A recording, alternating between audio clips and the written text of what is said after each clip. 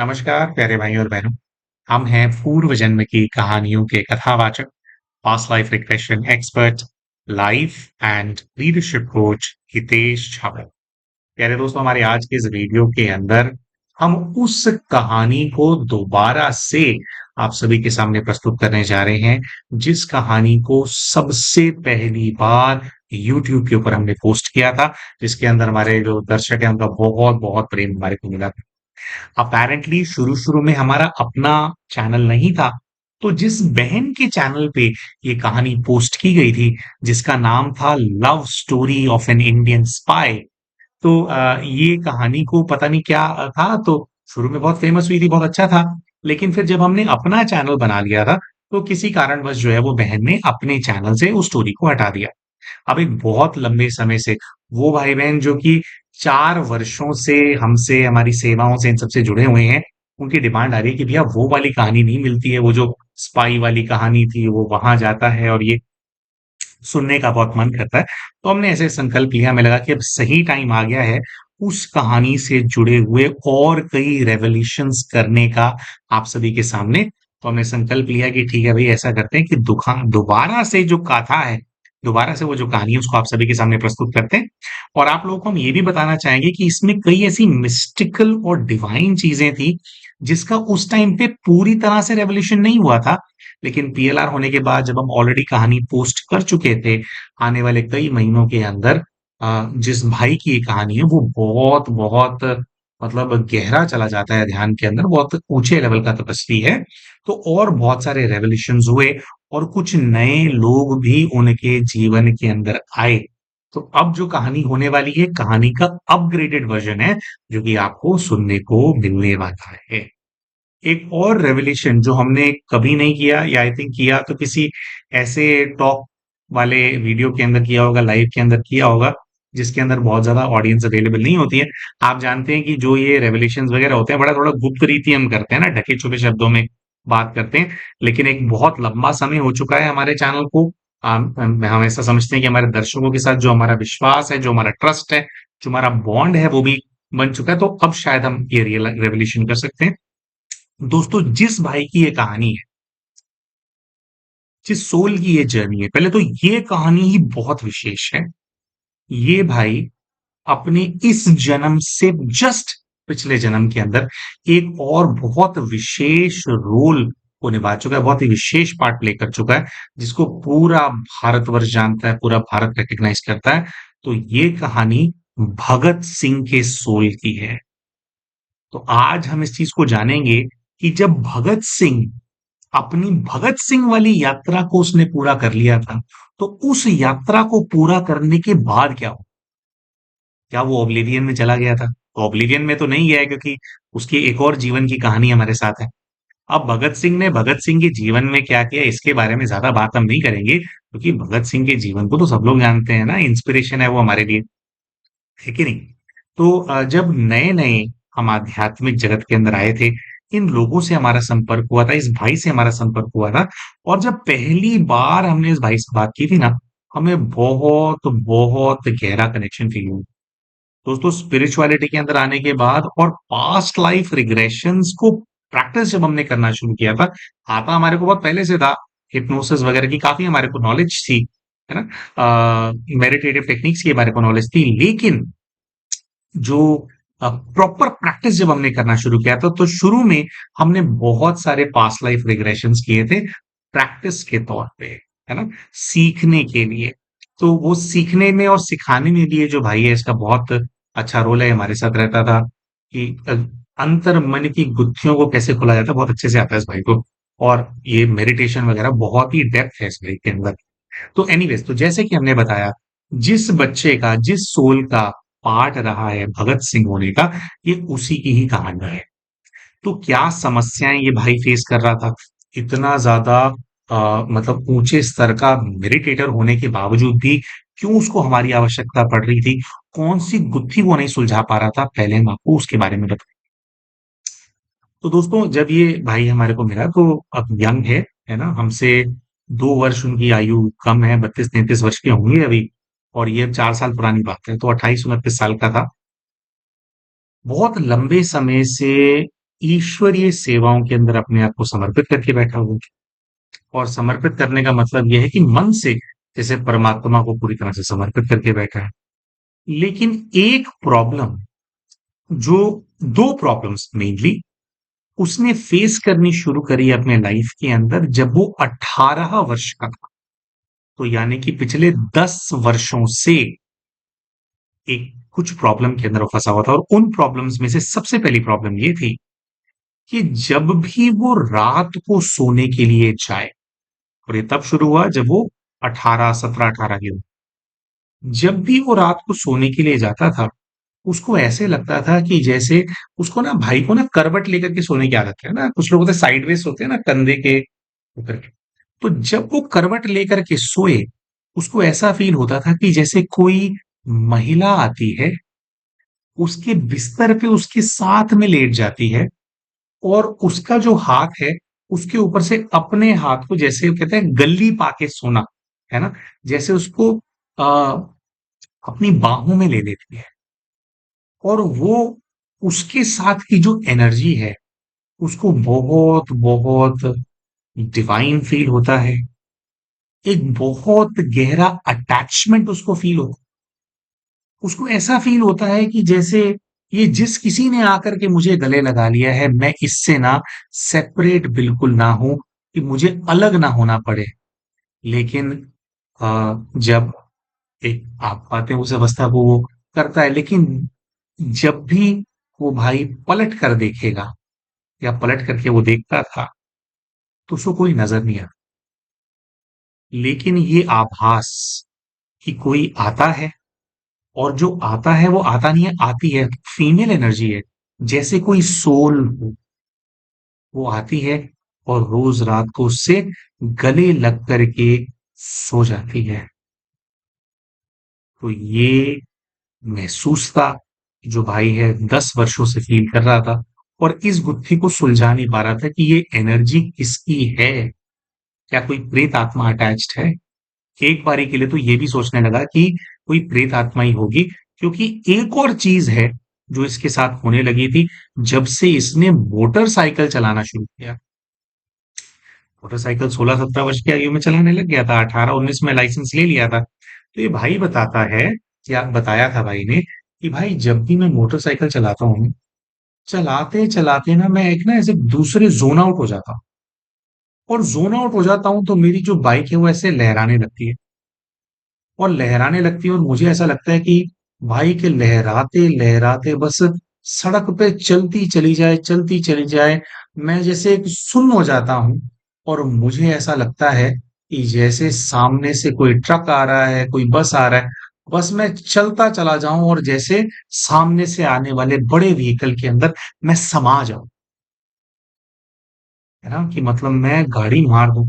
लेकिन ये कहते हैं कि पता नहीं कोई अदृश्य शक्ति है जो मुझे बचा लेती कि ऐसा नहीं करना। दोस्तों, बहुत बार ऐसा होता है कि हमारे साथ कुछ आत्माएं अटैच्ड होती हैं, जो कि हमें अपने साथ ले जाना चाहती हैं, और वो आत्माएं भी इस प्रकार के असर पैदा करती हैं कि कुछ ऐसा हो जाए जिससे कि जिस व्यक्ति के साथ वो अटैच्ड हैं, उस व्यक्ति के प्राण चले जाएं, और फिर आत्मा के रूप में दोनों साथ रह सकें। तो भाई का जब पास्ट लाइफ रिग्रेशन हुआ, और पास्ट लाइफ रिग्रेशन होने के बाद जो इवेंट्स उनकी लाइफ के अंदर हुए, उससे ये चीज फिर समझ में आई थी कि वो आत्मा थी, या आत्मा के प्रभाव की वजह से ही मोटरसाइकिल के ऊपर अचानक से ये सुन्न हो जाया करते। तो भाई ने ये हमारे को बताया था कि भाई आज भी 28-29 का होने के बाद भी मैं मोटरसाइकिल चलाना थोड़ा अवॉइड करता हूँ, क्योंकि कभी भी मैं उस वाले जोन में चला जाता हूँ, और मेरा जो जीवन है, मैंने परमात्मा को समर्पित किया हुआ है। परमात्मा की सेवाओं को मुझे आगे बढ़ाना है।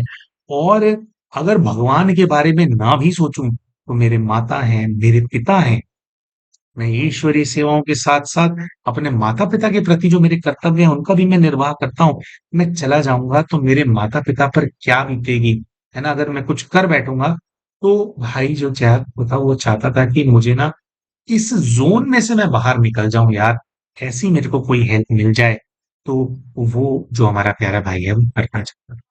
तो 2 चीज़ें, एक मोटरसाइकिल पे जाना, और दिमाग का सुन्न हो जाना और बार बार ऐसा फील करना कि बस जैसे अब सब कुछ खत्म कर देना है ना।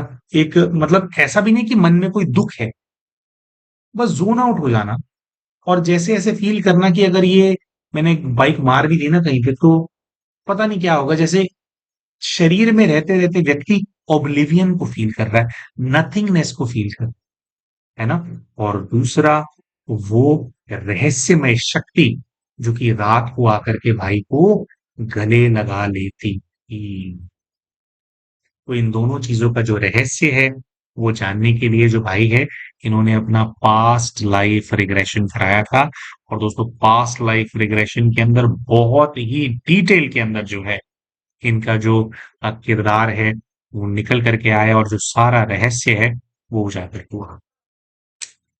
तो अब आपको हम लोग बताएंगे, आपको हम बताते हैं कि अपने पूर्व के जीवन में जब गए तो क्या इनको नजर आता है। जब इस समस्या से जुड़े हुए पूर्व के जीवन में जाते हैं तो ये अपने आप को एक पुरुष के रूप में ही देखते हैं।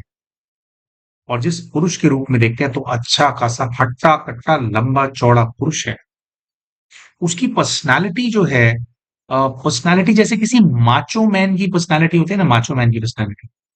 लंबे लंबे उसने लेदर के बूट्स पहने हुए हैं, लेदर की ही पैंट्स हैं, एक लेदर की जैकेट उसने पहनी और वेरी हैवी बिल्ट है वो। मतलब उसकी चेस्ट बहुत चौड़ी है, जैसे एक बॉडी बिल्डर वाला बिल्ट होता है ना। प्रॉपर बॉडी बिल्डर भी नहीं है क्योंकि शरीर के अंदर चुस्ती स्फूर्ति बहुत है, लेकिन a very fit macho man type personality. जो ऊपर जैकेट है, पैर हैं, जूते हैं, सब ब्लैक है। और ऐसा दिखाई देता है कि जैसे जो पहला सीन जो इमर्ज होता है कि चेन उसने खोली हुई है और अंदर ब्लैक कलर की जैसे सैंडो पहनी हुई है, लंबे लंबे उसके बाल हैं। जैसे पूरा फिल्मी स्टाइल के अंदर फिल्म के हीरोज वाली जो पर्सनालिटी होती है वैसी पर्सनालिटी नजर आ रही है। गले के अंदर कुछ चेन्स वगैरह उसने पहनी हुई है, हाथ के अंदर एक बैंड पहना हुआ है ब्राउन कलर का। और ऐसा दिखाई देता है कि वो खड़ा है। और खड़ा कहाँ है, एक मोटरसाइकिल के पास खड़ा है। मोटरसाइकिल दोस्तों जैसे आज के टाइम में हम लोग हार्ले डेविडसन के बड़े बड़े मोटरसाइकिल्स, जो बड़े बड़े इंजन वाले मोटरसाइकिल्स होते हैं, वैसा एक मोटरसाइकिल है। बट मोटरसाइकिल हार्ली डेविडसन का नहीं है, किसी और ब्रांड का है। देखने में ऐसा दिखाई देता है कि भाई एक बहुत लंबी सड़क है और मन में बहुत संतुष्टि है इसके। जैसे कुछ उसको अकम्प्लिश करना था अपनी लाइफ के अंदर, जैसे उसके जीवन का जो लक्ष्य है वो पूरा हो गया है। और एक अजीब सी खुशी है अंदर, शांति है, एक चुप है। और उस शांति उस चुप के साथ वो हाथ रख करके जैसे खड़ा था, उस मोटर बाइक पे बैठता है। और मोटर बाइक पे बैठता है तो बिल्कुल जैसे किसी की याद में वो खोया हुआ है। और याद में खोया हुआ ये जो व्यक्ति है वो उस लंबी सड़क पे, जो जैसे वो वाली होती है ना कि डाउन हिल जाएगी अप हिल जाएगी, उस सड़क के ऊपर बाइक चला रहा है। और चलाते चलाते एक ऐसा ही दृश्य इमर्ज होता है सामने से कि जैसे एक बहुत बड़ी कोई गाड़ी, कोई ट्रेलर सामने से आ रहा है। और बाइक चलाते चलाते जैसे ट्रेलर सामने आता है तो वो अपने दोनों हाथ खोल देता है और जैसे उस ट्रेलर के साथ आलिंगन करना है उसको, और जा करके जो उसकी मोटर बाइक है उस ट्रेलर के अंदर टकराती है। और जो प्राण है वो शरीर को छोड़ देते हैं बाइक के, और शरीर के टुकड़े टुकड़े हो जाते हैं। और वो उस ध्येय का त्याग करके फील करता है कि जैसे मैं बहुत रिलीव्ड हूँ और कहीं उड़ चला। तो ये तो पहले ही दृश्य के अंदर कहानी खत्म होने वाला दृश्य दिखाई दे जाता है। तो पास्ट लाइफ रिग्रेशन में क्या होता है दोस्तों कि ना, हमें थोड़ा आगे पीछे नेविगेट करना हम लोगों के लिए संभव। तो यहाँ पे ऐसा तो समझ में आता है कि इनके पूर्व के एक जीवन के अंदर इन्होंने इसी प्रकार से एक मोटर बाइक के ऊपर एक बहुत बड़ी ट्रेलर से टेम्पो से टकरा करके अपने प्राण दे दिए थे। वही वाली भावना बार बार इस जीवन के अंदर इमर्ज हो रही है। लेकिन क्यों इमर्ज हो रही है? दोस्तों, वो जो आकर के रात को गले लगा लेती है ना, एक तो ये बात निकल करके आई कि उस सोल से ही कनेक्शन है, जिसकी वजह से इन्होंने पूर्व के जीवन में भी अपने प्राण दे दिए थे, और इस जीवन के अंदर भी वैसा ही कुछ करने का भाव बार बार अंदर इमर्ज हो जाता है। लेकिन प्राण जा नहीं रहे हैं इस जीवन के अंदर। दोस्तों, आप लोगों को हैरानी होगी ये वाली बात सुन करके, कि जो इनको बार बार बचा लेती है ऐसे एक्सीडेंट में पड़ने से, वो भी वही सोल है। तो एक्सप्लोर करने के लिए कि भाई पूर्व के जीवन में ऐसे आपने प्राण क्यों दे दिए थे, इसका रहस्य हमारे को जानना है। तो जब इनको कुछ पीछे भेजा जाता है, तो ये अपने आप को बंगाल में देखते हैं, और शायद ये कोई बंगाली लड़के ही है। वैसे क्या इनका ओरिजिन है, यानी क्या, किस धर्म के थे, क्या था, कौन सी जाति के थे, ये सब नहीं खुल पाया। लेकिन बंगाल नजर आने लगता है कुछ वर्ष पहले, उस इंसिडेंट से, जब ट्रेलर में बाइक मार दी थी, कुछ वर्ष पहले। तो इनको ऐसा वो आता है मैसेज कि कोई बहुत ही जैसे खुफिया जगह है, और जो स्थान है उसमें क्या है कि दोनों तरफ घर बने हुए हैं। एक गली है जो बंद है, और उस बंद गली के बिल्कुल एंड में जो घर है, जो कि एक्चुअली में गली को ब्लॉक करता है, गली को बंद करता है, उस घर में कुछ है। जैसे देखते हैं कि ये जा रहे हैं, और अभी जो इनके कपड़े वगैरह ना, कपड़े वगैरह थोड़े चेंज हो गए हैं। जो पहला दृश्य था, वो किसी फॉरेन कंट्री का दृश्य था, तो वहां के हिसाब से इन्होंने खुद को ड्रेस किया हुआ था। अभी अपने आप को दूसरे इंडियन क्लोथ्स के अंदर ये देखते हैं, धोती सी पहनी हुई है, ऊपर कुर्ता है, और ऐसा भी है कि जैसे इन्होंने अपने आप को किसी प्रकार का डिस्गाइज कर रखा है, जैसे कि जो आसपास के लोग हैं ये नहीं चाहते कि उनको इनकी असली आइडेंटिटी पता लगे। तो धीरे धीरे ये चल करके जाते हैं, और बिल्कुल जो गली होती है उसके कोने में लास्ट में जो वो घर है जहां इनको पहुंचना है, जिनसे इनको कनेक्शन फील हो रहा होता है, उसके दरवाजे के बाहर खड़े हो जाते हैं। दोस्तों, जब ये दरवाजे के बाहर खड़े होते हैं, तो हम इनको बोलते हैं कि दरवाजा खोलो और अंदर जाओ। तो इनका अंदर जाने का मन नहीं कर रहा। अब ये बात तो क्लियर होती है कि कुछ ना कुछ रहस्य है वहां पे, लेकिन इनका मन नहीं मान रहा। ये कह रहे हैं कि मैं इस चीज को ना ही जानूं तो ज्यादा ठीक है। ट्रांस की अवस्था में था, तो हमने उसको बोला कि नहीं, अब इतनी मेहनत करके यहाँ पे आए हो, तो राज तो मतलब जानना ही है। तो फिर काफी देर जद्दोजहद करने के बाद ये दरवाजे को खोल देते हैं। दरवाजे को खोलते हैं, तो इनको ऐसा दिखाई देता है कि एक कमरा है, काफी बड़ा कमरा है, और उस कमरे के अंदर एक और कमरा है। इनको रियलाइज होता है कि उस कमरे में कुछ है। बाकी फिर हम इनको थोड़ा बहुत जैसे एक्सप्लोर करने के लिए बोलते हैं, तो इनको ऐसा दिखाई देता है कि वहां पर कुछ नॉवेल्स पड़ी हैं। हम इनको बोलते हैं कि नॉवल उठा। अब हमारे को अभी याद नहीं है क्या नाम था नॉवल का दोस्तों, लेकिन ये वहां नॉवल उठाते हैं। हम इनको बोलते हैं कि नॉवल को पढ़ो।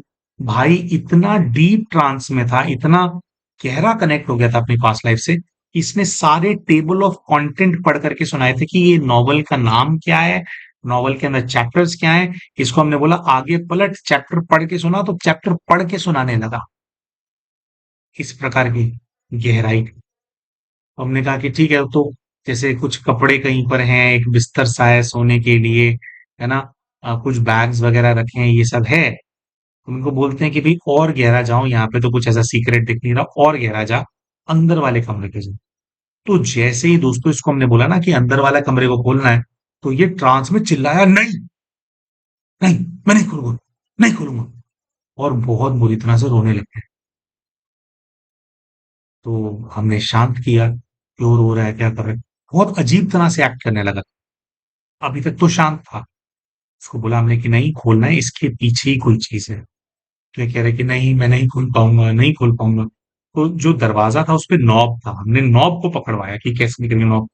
तो उसने कहा कि मेरा हाथ चिपक गया है, मैं हिम्मत इकट्ठी नहीं कर पा रहा हूँ। तो हमने उनको कहा कि कैसे भी करके खोलना तो पड़ेगा। तो बहुत सारे टेक्निक्स होते हैं, परमात्मा का सहयोग, उनकी शक्तियों का सहयोग लिया जाता है। उनके हाथ में शक्ति भरी और फिर वो दरवाजे को खोलते हैं। दरवाजे को जैसे अंदर खोलते हैं और इनको ये फील आती है कि इन्होंने खोल लिया है और अंदर का दृश्य दिखने लगता है, तो और बहुत ज्यादा फूट फूट के भाई जो है रोने लग गया कि ऐसा कैसे हो गया, मैं यहाँ पे क्यों नहीं था, मैं क्यों नहीं मर गया। तो हम इनसे पूछते हैं कि क्या देख रहा है हमें। तो बहुत ज्यादा, मतलब आप लगाओ 10-15 मिनट तो रोता ही रहा, बहुत बुरी तरह से। पूछा कि क्या है, तो उसने बोला कि मेरी जिंदगी है जिसकी सांसें छूटती चली जा रही हैं। दरवाजा खोलने के बाद दीवार पे उनको ऐसा नजर आया कि एक लड़की है जिसको दीवार से जोड़ रखा है, मतलब जैसे वो जीसस क्राइस्ट को दिखाते हैं ना, क्रॉस के ऊपर क्रूसिफाई किया था। एक लड़की है जिसके मुंह में कॉटन भरी हुई है, ऊपर से टेप किया हुआ है। लड़की खूनम खून है, चेहरे पर ब्रूजेस हैं, चोट के निशान हैं। उसके दोनों हाथों के अंदर मोटी मोटी बड़ी बड़ी कीलें ठोक रखी, और उन कीलों के माध्यम से जो लड़की है, जो कन्या है वहां पे, उसको दीवार में, जैसे दीवार में ठोक रखा है, इसमें से कीलें गई हुई हैं। बॉडी के कई पार्ट्स में से, पैर के अंदर से भी कीलें ठोक रखी हैं। मतलब वो बच्ची जो है, उसको दीवार के साथ अटैच करके क्रूसीफाई किया गया है। बहुत ही भयानक दृश्य इनके सामने आता है। तो वो, जैसे उसके खून बह रहा है, लेकिन उसकी सांसें अभी भी है, अभी पूरी तरह से खत्म नहीं हुई। तो ये अपनी पूरी जो हिम्मत है उसको कलेक्ट करते हैं। जिन बड़े बड़े कीलों के माध्यम से उसको दीवार में, लड़की को अटका रखा था, ठोक रखा था एक तरह से दीवार में, उनको निकालते हैं। और जैसे पहले पैरों के निकालते हैं, फिर एक हाथ का, और जब लास्ट वाली ये निकालते हैं तो जैसे वो बिल्कुल इनके ऐसे बाहों के अंदर आकर के वो गिर सकती है। अब वो बाहों में गिर गई है, कुछ कह नहीं पा रही है। ये उसको देख रहे हैं, रोए जा रहे हैं, रोए जा रहे हैं, रोए जा रहे हैं। तो उसको भाई का पीएलआर ना इतना डीप था कि जब ये पीएलआर से बाहर निकल गए थे ना ये, तो कम से कम आधा घंटा उसका लेफ्ट हैंड जो है ना वो सुन रहा था, उसको पेन रहा था उसके अंदर। मतलब इतना ज्यादा डीप चला गया था वो। तो उसने देखा कि वो लड़की जैसे बाहों में गिर गई है, ये उससे कुछ पूछ रहे हैं, कुछ बात कर रहे हैं, वो कुछ कह नहीं पा रही है, मुंह से भी खून उगल रही है। और उसको देख करके रोए जा रहे हैं, रोए जा रहे हैं, रोए। तुम इनसे पूछते हैं कि क्या आप जानते हो कि इसको किसने मारा है। तो ये ऐसे बताते हैं कि मैं बहुत अच्छे से जानता हूँ कि किसका काम है। वो मुझे मार सकते थे, उन्हें मेरे प्राण ले लेने चाहिए थे, लेकिन इसकी क्या गलती थी जो इसको मार दिया है। अपेरेंटली ऐसा कुछ समझ में आता है दोस्तों कि इनका कॉन्फ्लिक्ट है एक दूसरी स्पाई एजेंसी के साथ। ये एक बहुत ज्यादा, मोस्ट प्रोबेबली बंगाली पढ़े लिखे लड़के हैं। और वो जो पढ़ा लिखा लड़का है, आ, वो सीक्रेट सर्विसेज के अंदर काम करता है। और अपने सीक्रेट सर्विसेज के रोल के अंदर, जैसे वो एक स्पाई है, अपने देश की सिक्योरिटी एजेंसी, इंटेलिजेंस एजेंसी के लिए काम करता है, और जर्मनी के साथ कुछ कॉन्फ्लिक्ट चल रहा है। तो टारगेट ये थे, लेकिन ये नहीं मिले। इनको मैसेज देने के लिए जर्मनी के कुछ स्पाइज हैं जो यहाँ पे आए, और उन्होंने ये, मतलब निर्मम इस प्रकार से किया और लड़की की हत्या करके। तो ये उसको देख रहे हैं, रो रहे हैं, और अपने प्राण छोड़ देना चाहते हैं, क्योंकि जो लड़की है उससे ये बहुत बहुत प्रेम करते हैं। तो कुछ ऐसा है कि अपने रोल के चलते ये कोई भेष बना करके यहाँ रह रहे थे, और इस जगह पे जैसे किसी कुछ इवेंट्स के चलते ये जो लड़की है इससे इनकी मुलाकात हो गई थी। दोनों में बहुत गहरा प्रेम हो गया था। लड़की को भी नहीं पता था कि एक्चुअली में ये एक बहुत बड़े स्पाई है। है ना? तो उनके लिए जैसे वो एक रेगुलर व्यक्ति के साथ प्रेम प्रसंग में भी व्यक्ति आता है, तो वो था। लेकिन कन्या को पता था कि ये यहाँ पे रहते हैं, तो कुछ ऐसा हुआ कि इनके ऊपर अटैक हुआ था और ये नहीं मिले और वो लड़की उन लोगों को मिली। तो उस लड़की को उन लोगों ने बहुत इंटेरोगेट वगैरह भी किया होगा, लेकिन उसको तो खुद को ही कुछ नहीं पता था कि ये स्पाई है और ये है। उसके लिए तो वो बस एक रेगुलर लड़के की वो डेट कर रही थी, जिसके साथ वो अपना भविष्य देख रही थी। तो इनकी वजह से वो लड़की, जो कि देखो कोई भी कन्या होती है ना दोस्तों, उसमें क्या होता है कि पुरुष के अंदर वो अपने लिए जैसे अपना एक सिक्योरिटी ढूंढती है, एक छत्र छाया समझती है, और ये भी समझ रहे थे कि भी आगे कुछ हमारा फ्यूचर होगा। लेकिन इनकी वजह से उस कन्या को अच्छा विवाहिक जीवन तो नहीं मिल पाया, लेकिन इनकी वजह से उसके प्राण चले गए और इनको बहुत गहरा प्रेम हो गया उससे। तो पूरा उस दृश्य के अंदर ऐसे दिखता है कि जैसे ये टूट गए, काफी लंबे समय तक जो है परेशान रहते हैं, डिप्रेस्ड रहते हैं, अंडरग्राउंड रहते हैं किसी और स्थान पे, है ना? खाते नहीं है, पीते नहीं है, बहुत बुरी हालत में अपने आप को ले जाते हैं। लेकिन फिर एक मोमेंट ऑफ रियलाइजेशन होता है जिसमें इस चीज को रियलाइज करते हैं कि जिसने उसके साथ ये किया, मैं उसको छोड़ूंगा नहीं। और फिर शुरू होती है कहानी प्रेपरेशन की। अभी भारत दिख रहा था, है ना? वो दिख रहा था, तो फिर इनसे पूछा जाता है कि अब क्या करना है, या उसके बाद क्या हुआ? तो उसके बाद क्या हुआ, तो वही फॉरेन कंट्री जो कि जर्मनी है, इनको दिखाई देने लग जाती है। तो इनको ऐसा दिखाई देता है कि जैसे कोई स्थान है जहां पर ये रेकी करते हैं। दोस्तों हम ना नाम भूल गए हैं, नाम, पता, तारीख, सब कुछ निकला था इसके केरला में ना भाई। तो इनको दिखाई देता है कि एक बहुत बड़ा मैंशन टाइप है, जिसके अंदर जर्मनी का कोई बहुत बड़ा ऑफिसर है, और वो ऑफिसर इनका टारगेट है। उनको दिखाई देता है कि एक बहुत बड़ी दीवार फांद करके, कोई एक दिन है जब इन्होंने देखा कि वो अकेला है, मतलब जैसे उसकी रेकी करते थे, इन्होंने सारी इंफॉर्मेशन कलेक्ट कर ली थी। तो ऐसे किसी मोमेंट का ये वेट कर रहे थे कि जिसके अंदर जो है इन्होंने अपना बदला लेना था। तो उनको दिखाई देता है कि एक व्हाइट कलर का मैंशन है सारा, व्हाइट कलर की दीवारें हैं, दीवार फांद करके ये घर के अंदर आते हैं, है ना? चुपके से मैंशन के अंदर घुस जाते हैं। इनको दिखाई देता है कि मैंशन के अंदर कुछ नौकर है, जो कि दो, एक या दो कोई महिलाएं हैं। तो किसी भी ऐसे व्यक्ति के पास, हालांकि बहुत आक्रोश है इनके अंदर, बहुत ज्यादा इनको क्रोध है और बदले की भावना है, लेकिन किसी भी ऐसे व्यक्ति से ये बदला नहीं लेना चाहते, किसी भी ऐसे व्यक्ति को नुकसान नहीं पहुंचाना चाहते जिसकी कोई गलती नहीं हो। तो एक घर के अंदर एक डार्क कॉर्नर के अंदर छुप करके ये देखते हैं और ये वेट करते हैं। इनको पता होता है कि नौकर चले जाएंगे। तो शाम का एक समय आता है जब वो घर की क्लीनिंग करने वाली दो लेडीज हैं, शायद कि एक कुक वगैरह भी करती है, उसने कुक करके भोजन रख दिया है उस व्यक्ति के कमरे में जो इनका टारगेट है, और उसके बाद वो दोनों वहां से चली गई।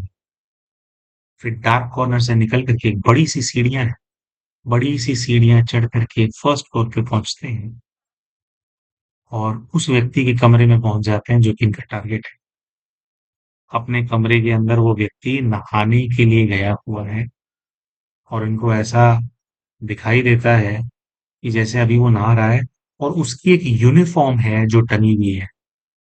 दोस्तों यूनिफॉर्म में से ना, फिर हमने जैसे ये कराया था कि भी उसके कोई आईडी वगैरह ढूंढो आप, उसका वॉलेट इनको मिल गया था।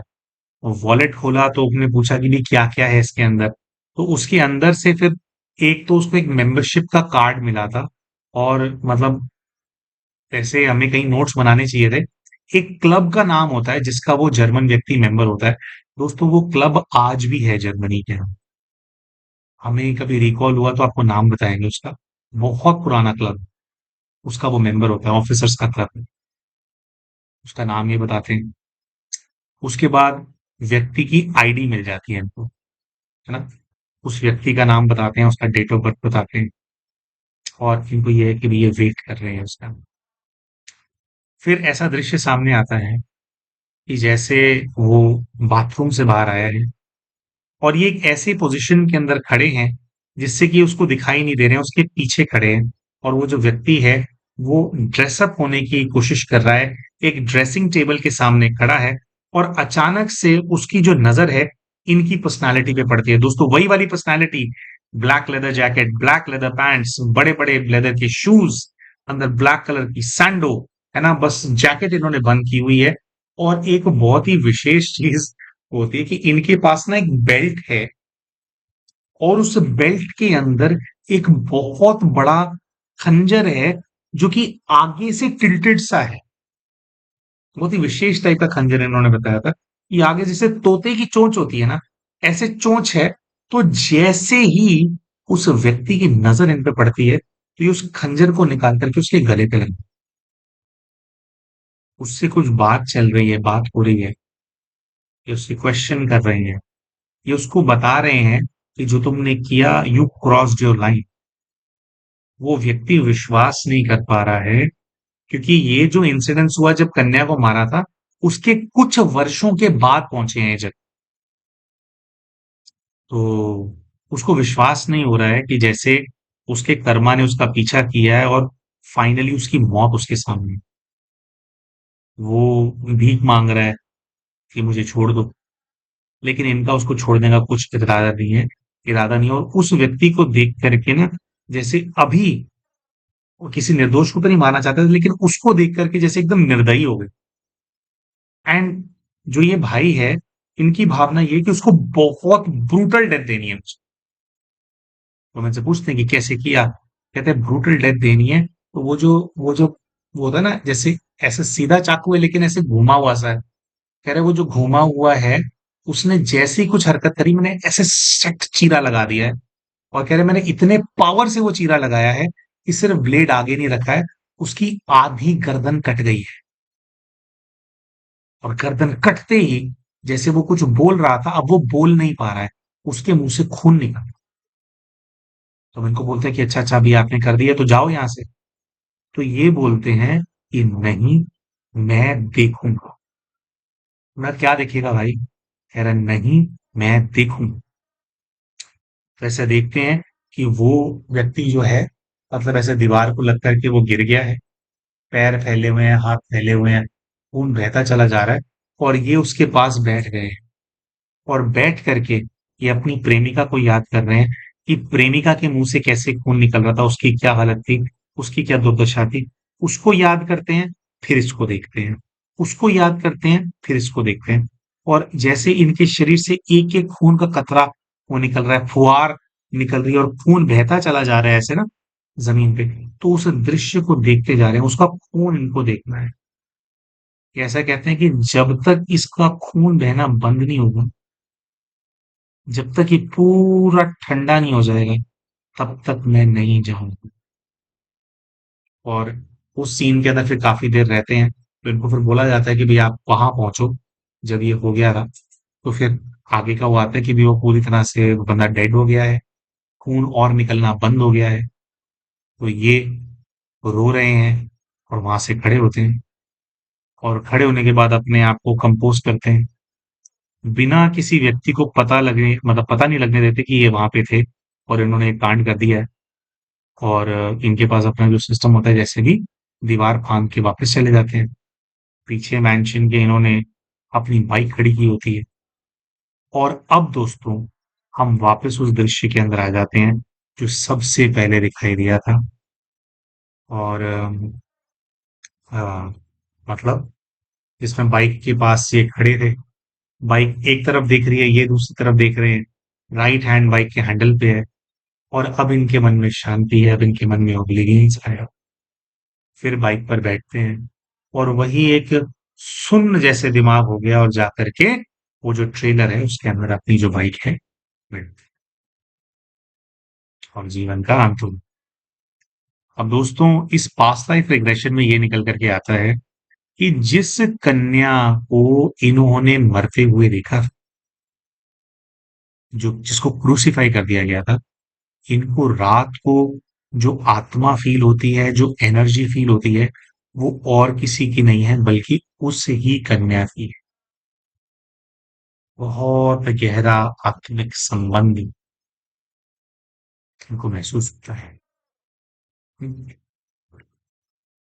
दोस्तों अपेरेंटली जब ये पास्ट लाइफ रिग्रेशन हमने किया था, तो हमें और हम लोगों ने ये कंक्लूड किया था कि वो जो बच्ची है, उसकी मृत्यु हो गई थी और शायद उसको मुक्ति नहीं मिली है। उसको मुक्ति दिलानी है ना? जिसको लेकर के अच्छा शुरू-शुरू का टाइम था, तो स्पिरिचुअल गाइड से गाइडेंस लेना होता था, ये सब नहीं कर रहे थे।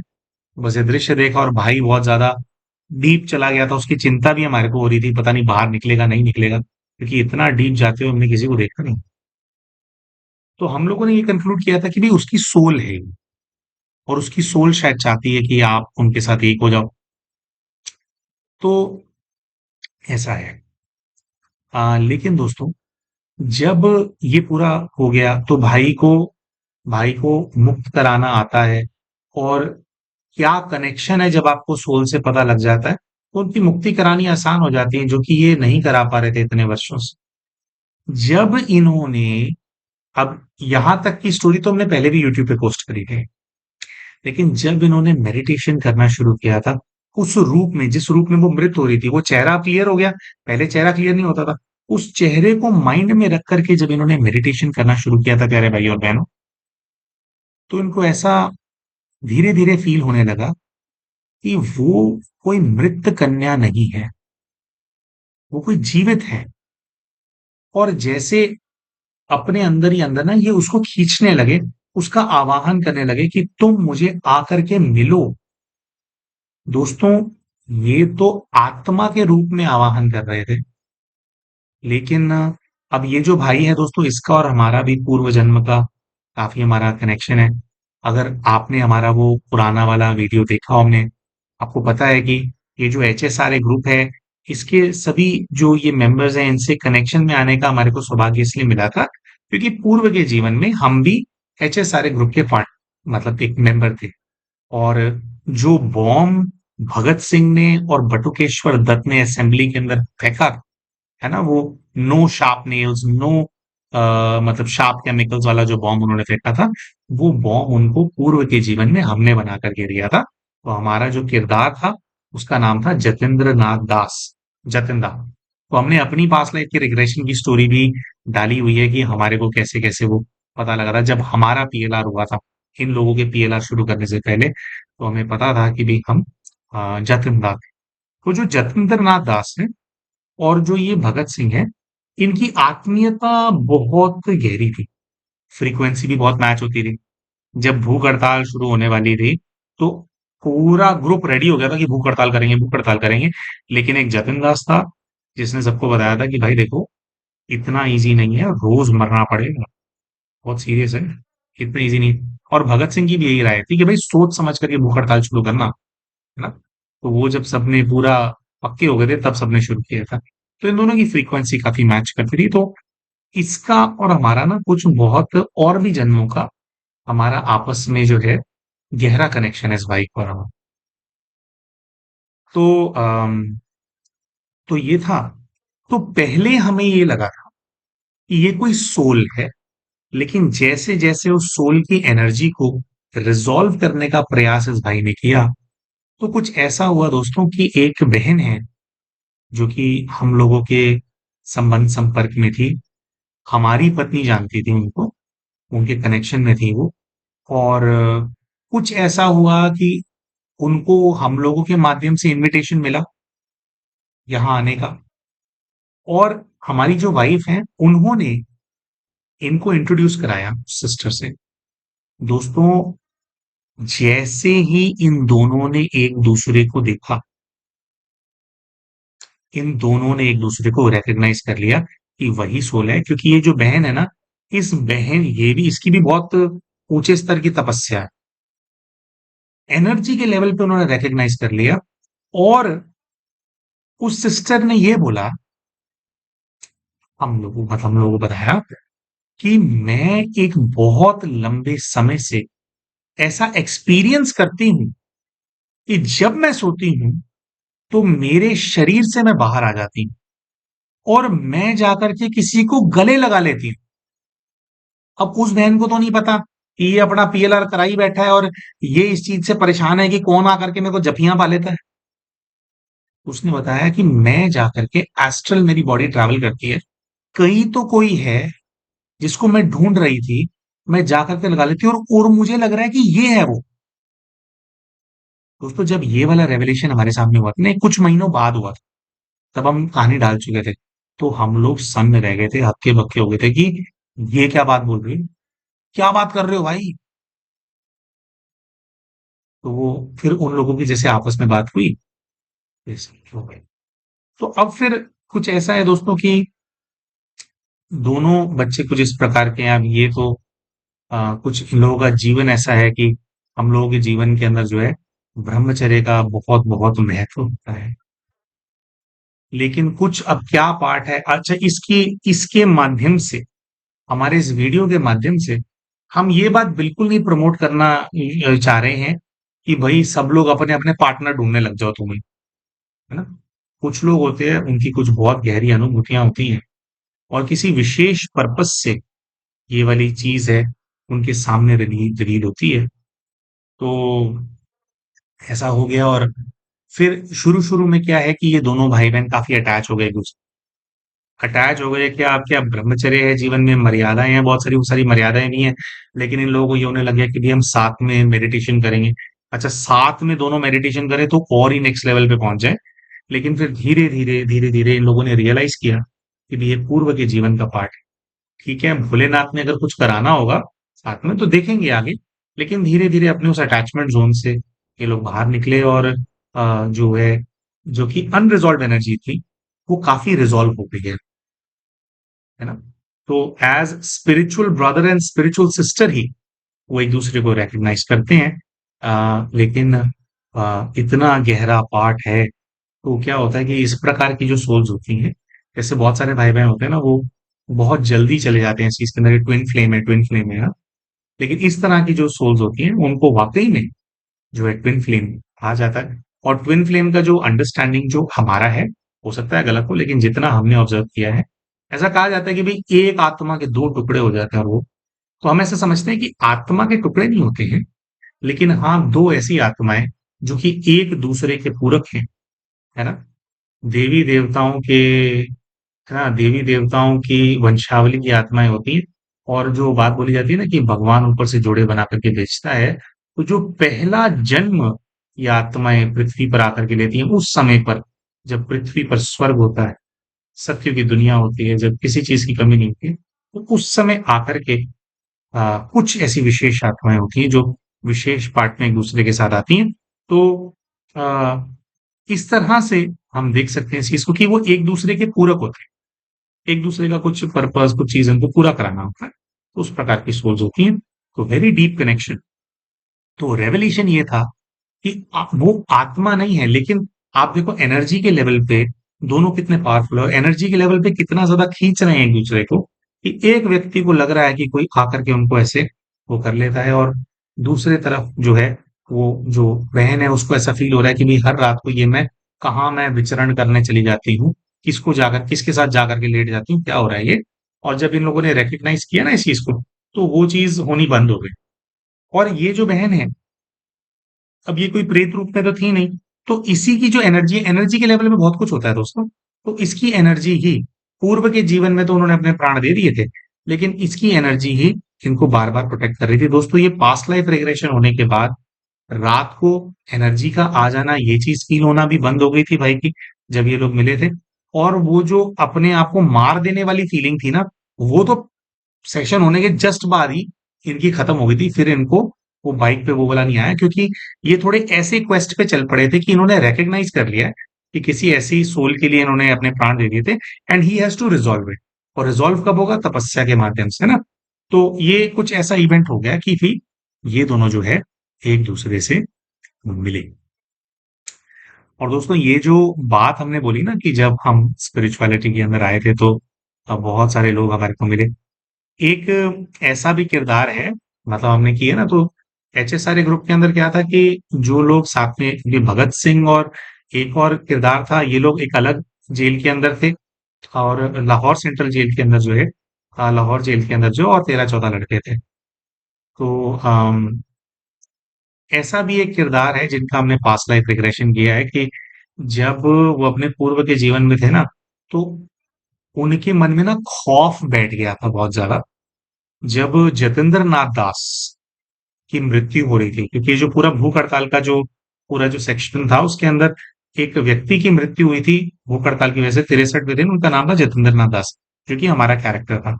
तो जब हमारी मृत्यु होने वाली थी, तो हमें देख देख करके वो बहुत ज्यादा खौफजदा हो, है ना। अब इंसान है ना, सुपरमैन नहीं है। सबको डर लगता है, दर्द होता है हमको, भले क्रांतिकारी है। तो उसके मन में ना एक डर बैठ गया था, जिसकी वजह से अभी की लाइफ में वो भाई गुड 6'2", 6'3" हाइट है उस भाई की। अभी किसी और भाई की हम बात करें, भगत सिंह की बात नहीं करें, उसकी हाइट है, उसको क्लॉस्ट्रोफोबिया, लिफ्ट में नहीं चढ़ पाता था। क्योंकि पूर्व के जीवन में जब हम एचएसआरए ग्रुप के अंदर थे, तो जेल में ना पठान ना पीट पीट करके ना गुम्बद में या किसी ऐसी अकेली कोठरी में बंद कर देते थे सबको, फिर पीट करके लाते थे, फिर सबके साथ वो करते थे। तो वो पिटता था, वहां पे बंद रखा जाता था, फिर आकर के वो हमारी हालत देखता था कि ये मरने वाला है, तो उसके अंदर ना मृत्यु का भय बस ये था। और देखो भोलेनाथ की कृपा कि जब हम यहाँ पर आए, है ना, जहां पर सभी ये भाई बहनें हैं जिन सबके पीएलआर वगैरह हुए और ये रेवोल्यूशन हुए, तो उसका भी पास्ट लाइफ रिग्रेशन हमने किया था। और उसका पास्ट लाइफ रिग्रेशन किया तो उसको एक सीन दिखाई दिया था कि ऐसे पठान हमारे को मारते हैं, और उसने कहा कि एक मेरा साथी है, ये मरने वाला है, और ये कुछ दिन में मर जाएगा, इसको देख देख के मेरे अंदर जो खौफ बैठ रहा है ना, वही खौफ है मेरे क्लॉस्ट्रोफोबिया। और ये पीएलआर होने के बाद दोस्तों, हमसे ही भोलेनाथ ने पीएलआर कराया ना। अब पूर्व के जीवन में हमने जानबूझ करके तो अपने साथी के अंदर खौफ नहीं बैठाया, लेकिन क्योंकि हम निमित्त बन गए थे इसी कारण की वजह से कि उसके अंदर खौफ बैठ जाए, तो इस जीवन के अंदर जब सारे कार्मिक अकाउंट रिजॉल्व कराने होते हैं, तो भोलेनाथ ने हमारे को ही निमित्त बनाया कि उसका सेशन हमने किया। और वो जागा ना, जागते ही उसने बोल दिया था कि भाई 90% मेरा fear चला गया, मुझे समझ में आ गया कि मुझे क्या वो है। जिस दिन उसका पीएलआर किया था उस दिन हमने उसको बताया नहीं था कि भाई वो जिसको देख करके तुम डर रहे थे वो मेरा कैरेक्टर था। कुछ दिनों के बाद हमने उनको बताया था कि भाई हमारा ही पार्ट था वो जतिंदा वाला, तो वो हक्का बक्का रह गया था कि क्या बोल रहे हो भाई, ऐसा थोड़ी होता है। हमने कहा भाई ऐसा होता है, हम निमित्त बने वो डर आपके अंदर बैठने का, और भोले बाबा की कृपा से बाबा ने निमित्त बनाया कि आपके अंदर से डर निकल गया। तो ऐसे बहुत सारी कहानियां हैं दोस्तों क्रांतिकारियों की। देखिए आज तक हमने नाम नहीं लिए थे, लेकिन अब हम ऐसा सोच रहे हैं कि एक एक करके नाम लेकर के आपको इन सभी क्रांतिकारियों की कहानियां हम सुनाएंगे, है ना। अम, तो ऐसा भी है कि एक ही कहानी को अलग अलग क्रांतिकारियों के एंगल से कि वो क्या फील कर रहे थे उस टाइम पे, वो क्या फील कर रहे थे, एक ही कहानी को अलग अलग पीएलआर के अंदर हमने बार बार देखा है। तो कुछ विशेष नाम जो हम लोगों के संबंध संपर्क के अंदर है, जो कि जाने माने नाम है क्रांतिकारियों के ग्रुप के, जैसे अब भगवती चरण बोरा जी, उनका पीएलआर हम कर चुके हैं, जिन्होंने इनको जेल से बाहर निकालने के लिए बॉम्ब की टेस्टिंग कर रहे थे और उसके अंदर मृत हो गए थे। फिर राम प्रसाद बिस्मिल, है ना, उनकी अ, उनसे जुड़े हुए कुछ किरदार हैं। डायरेक्टली राम प्रसाद बिस्मिल जी तो नहीं, लेकिन उनसे जुड़े हुए कुछ किरदार हैं, उनके पीएलआर वगैरह हम लोगों ने किए हुए हैं। फिर सुखदेव, भगत सिंह वाला किरदार जिस भाई का है, उससे बात करने से पहले जिस भाई से हमारी बात हुई सबसे पहले जो संपर्क में आया था, वो जिसका सुखदेव का रोल था, वो है। और अपेरेंटली जब ये लोग सोते हैं ना, क्योंकि ये सब सेवा में हैं ये लोग, तो अम, जिस तरह से भगत सिंह को और इनको फांसी मिली थी ना, कि एक तरफ सुखदेव है, एक तरफ राजगुरु है, और भगत सिंह है। अब तो खैर वो भाई यहाँ पे है नहीं, लेकिन आज भी वो लोग ना, उनके जो बेड्स हैं उनकी पोजीशन वैसे ही है। बीच में वो सोता है, एक तरफ सुखदेव सोता है, दूसरी तरफ राजगुरु सोता है। और दोस्तों अभी भी अगर आप देखेंगे, जो विशेषकर जिसका सुखदेव का कैरेक्टर है जिस भाई का, उसका अपने आप को कैरी करने का तरीका, मफलर बांधने का तरीका, उसका चेहरा, बिल्कुल जो आप पुराने टाइम के सुखदेव को देखोगे आपको 90% मैच दिखाई देगा। जो भाई का भगत सिंह का किरदार है, भगत सिंह की भी अगर आप फोटो अगर आप देखेंगे, आ, बहुत सिमिलर फेस है। बस ये है कि जो भगत सिंह की जो फोटोग्राफ्स हमारे पास अवेलेबल है क्या, एक तो पहले के टाइम में लोग पतले ज्यादा होते थे, वो एक तो पतला है, और अ, अभी जो भाई है, अभी ये काफी तगड़ा है इस वाले जीवन के अंदर। तो भगत सिंह जो है जट फैमिली का था, इस जीवन के अंदर जो भाई है वो जाट है। बहुत सारे भाई बहन हमसे कहते हैं कि भाई उनसे मिलवा दो, या उनसे बात हो सकती है क्या, कभी वो सामने आएंगे। तो सबको हम ये बताना चाहते हैं कि पता नहीं सामने आएगा या नहीं आएगा, क्योंकि ना जो भगत सिंह का किरदार था ना, उसकी पर्सनालिटी बहुत इंट्रोवर्ट है, वो कुछ ईश्वरीय सेवाओं के लिए अगर सामने कभी आया भी है ना, हमने कभी भी ना उसको अपना फेस दिखाते हुए नहीं देखा। मतलब कभी जैसे हम जैसे साधना वगैरह कराते हैं, उस भाई ने भी साधनाएं कराई हुई हैं ऑनलाइन, है ना उसकी। और उसकी भी वाणी में इतनी पावर है कि वो साधना कराता है तो एकदम से जो बंदा वो चले जाने लग जाता है, ऊपर सूक्ष्म वतन में जाने लग जाता है। He is very powerful. लेकिन जैसे हमारा रोल कुछ इस प्रकार का है कि साधनाएं वगैरह करानी है, सामने आना है और वो करना है। वो भाई कुछ ऐसा है कि किसी बहुत बड़ी चीज के लिए ना, एक तो वो गहरा तप कर रहा है और वो अपनी एनर्जी को कंजर्व कर रहा है। जैसे हमारा क्या है, हम साधना करते हैं, हम ये सब काम करते हैं, वीडियो बनाते हैं, मेडिटेशन करते हैं, पीएलआर वगैरह ये सब करते हैं, तो हमारी जो शक्ति हम अर्जित करते हैं उसको वो हो जाती है, तो ये हमारी रिक्वायरमेंट्स उस हिसाब की है। लेकिन वो जो भाई है, वो बहुत गुप्त रहता है और वो अपने अंदर ना पावर जैसे इकट्ठी करते चला जा रहा है, करते चले जा रहा है। अंत समय के किसी टाइम के लिए इकट्ठी कर रहा है वो पावर, वो रिवील नहीं करता। एक और ऊपर से इंट्रोवर्ट, ज्यादा बोलता नहीं है, ध्यान में ही रहे। जब से हम उसको जानते हैं, जैसे हमारे को भी ये सेवा के लिए साथ में एक ही कमरे में हम लोग रुकते थे, तो क्या है कि आपकी रात को 2 बजे नींद खुली, आप उसके बिस्तर की तरफ देखो, गायब हो। और योग भी साधना भी ऐसे करता है कि जैसे जो कैंपस है वहां से निकलेगा, सामने पहाड़ी है, पहाड़ी पे चढ़ेगा सुबह, उसको डर नहीं है कि भालू आ जाएगा। यहाँ पे लेपर्ड भी है मेरे ख्याल से हमारे यहाँ पे ना, तो भालू तो है ही पहाड़ों में। तो पहाड़ों में चला जाएगा 2-2:30 बजे, और वहां से फिर सुबह तक जो है वो साधना कर। तो उसके ना बड़े इस प्रकार के रूटीन थे, तो वो पहले भी वो वैसे ही बहुत गुप्त रहता है, तो सामने आने का तो उसको कोई वही है नहीं है। और अभी क्या है, बहुत लंबे समय से उनके ना माता जी की तबीयत खराब चल रही है। तो बहुत टाइम हो गया हम लोगों ने आपस में बात भी नहीं करी है। लेकिन अपेरेंटली क्या है कि हर जीवन के अंदर तो विशेषकर जो इस प्रकार के लोग होते हैं, कभी क्रांतिकारी बन गए, कभी फौजी बन गए, कभी देश के लिए सिपाही बन गए, जो इस तरह की जो सोल्स होती है ना दोस्तों, माता पिता की सेवा करने का ना समय नहीं मिलता। मतलब वो जैसे वो सौभाग्य नहीं मिलता कई कई जन्मों तक जो है, बस देश धर्म, मानवता, ये सृष्टि, इसके लिए बार बार जन्म लेते रहते हैं, बार बार अपने जो प्राण है उनको छोड़ते रहते हैं। तो हम ऐसा समझते हैं कि जो प्यारा भाई है हमारा, उसको अपनी साधना पे फोकस करने का और अपने मम्मी की सेवा करने का इस जीवन में उस बच्चे को सौभाग्य मिला है। तो इसलिए हम ज्यादा टच भी नहीं करते। उनके मम्मा काफी समय से बीमार चलती हैं, है ना। तो वो अपनी साधना में रहता है और अपनी मम्मा की सेवा करता है। ठीक है। और जैसे कि हमने बताया, हरियाणा का रहने वाला है। और ये भी रिवील कर देते हैं कि सोनीपत का रहने वाला भाई कौन है, क्या है। ये चीज जो है, अभी इतना भोलेनाथ ने बुलवा दिया, पता नहीं किसको कहाँ क्या मिलवाना होगा। लेकिन वो उसकी वो पर्सनालिटी नहीं है कि भाई वो मिले और रेवोल्यूशन हो और उसको कोई अलग से खुशी हो कि सबको पता लग गया कि वो भगत सिंह है। वो ऐसा है ही नहीं वो। ये तो हम फिर भी इस बात को आप लोगों के सामने प्रस्तुत कर रहे हैं, क्योंकि जो ये क्रांतिकारी हैं, देश पे बलिहार जाने वाली जो आत्माएं हैं, इनसे हम लोगों का बड़ा जुड़ाव होता है ना, इसलिए। तो इसलिए ये रेवोल्यूशन भोलेनाथ ने कराया है। क्यों कराया है हमारे को नहीं पता। संकल्प आया कि ये स्टोरी वापस डालनी है तो हमने डाली। और एक जो इसके अंदर हैप्पी चीज वो ये है कि एटलीस्ट वो जो आत्मा को उन्होंने खो दिया था, जिससे इतनी आत्मीयता थी, वो दोबारा मिली। अब इनके जीवन में वो सब तो है ही नहीं कि विवाह कर लेंगे, ये कर लेंगे।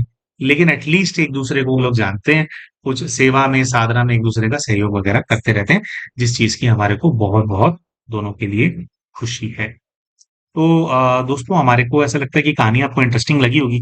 हमने सोचा था थोड़े कम उसके अंदर कर देंगे, लेकिन ये कहानी भी जो है 50 मिनट की हो गई।